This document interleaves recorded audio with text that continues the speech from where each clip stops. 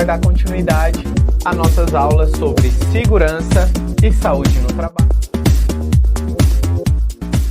Lembrando, pessoal, ó, eu tenho duas tabelas aqui também, a 3.3 e a 3.4. A 3.3 é a tabela de excesso de risco que eu utilizo para exposição individual ou reduzido o número de potenciais de vítima. Então, eu utilizo essa, tá? E a exposição ao risco que pode resultar em lesão ou adoecimento de várias pessoas, várias vítimas. Eu utilizo a segunda. Então, quando vocês forem caracterizar o excesso de risco, lembre-se que tenho duas tabelas, para exposição individual ou para, se for gerar gerar várias vítimas, né? Beleza, pessoal? Então, requisitos de embargo e interdição. São passíveis de embargo e interdição: obra, atividade, a máquina, o equipamento ou setor de serviço, o estabelecimento com brevidade que a ocorrência exigir, sempre que o auditor fiscal constatar a existência de excesso de risco extremo, tá? Então, né, deu o extremo aqui, já está passível de embargo e interdição. Obra, atividade, máquina, equipamento ou setor de serviço com a brevidade que a ocorrência exigir, considerar a circunstância do caso específico. Então, já deixei aqui para vocês qual a diferença desses dois parágrafos. E quando o auditor fiscal constatar a existência de excesso de risco substancial. Então, substancial já é aqui o próximo. Então, a partir de substancial, né? A partir de substancial, você já pode pode embargar ou interditar a atividade, tá? Não vai ser passível de embargo ou interdição se cair no moderado, pequeno ou nenhum. Aquela nossa atividade, o nosso deu nenhum, então funcionando normal. Então, se der nenhum, pequeno ou moderado, não vai embargar, beleza? Não são passíveis, né? Então, ó, o auditor que vai identificar a necessidade de paralisação das atividades ou não, né? A adoção de medidas de prevenção e precaução para o saneamento do risco, beleza? Que não gerem riscos adicionais.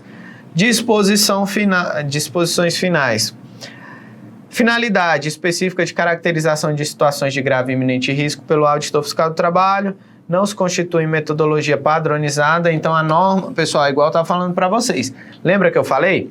Posso usar outra? Pode. Por quê? Porque a norma não fala que é obrigatório usar essa. Podem usar outras, tá? Mas é igual eu falei. Eu, particularmente, prefiro usar uma que a fiscalização vai utilizar para me fiscalizar, para me conversar a mesma língua que eles. Não são punitivas e sim emergenciais, então, para embargo e interdição, né? Dispensar o uso de metodologia prevista na NR3 para imposição de medidas de embargo e interdição quando constatado condição ou situação definida como grave e iminente risco. Então, se na norma fala que em alguma situação de grave e iminente risco é outra coisa, então o auditor nem precisa fazer a metodologia, caracteriza logo.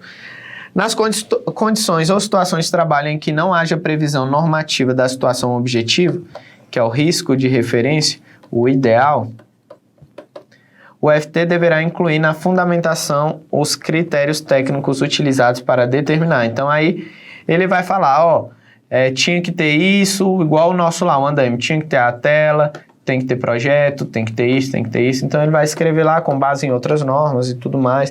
Às vezes, a fundamentação técnica é um conjunto de várias normas, tá? Durante a vigência do embargo e interdição, pode ser desenvolvidas atividades necessárias à correção. Isso aqui é importante. Porque na prova eles vão perguntar, pode exercer alguma atividade quando tiver embargo e interdição? Aí você vai falar se pode, se não pode, né? Pode sim, mas só situações de correção da situação de grave e iminente risco. E tem que garantir condições de segurança aos trabalhadores envolvidos, tá? Então lembra que eu falei para vocês?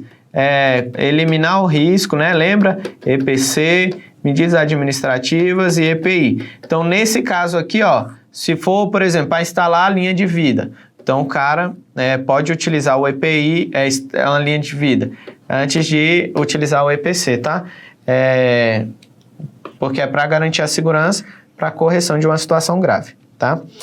Durante a paralisação de serviço, né, o funcionário vai receber os seus salários normal,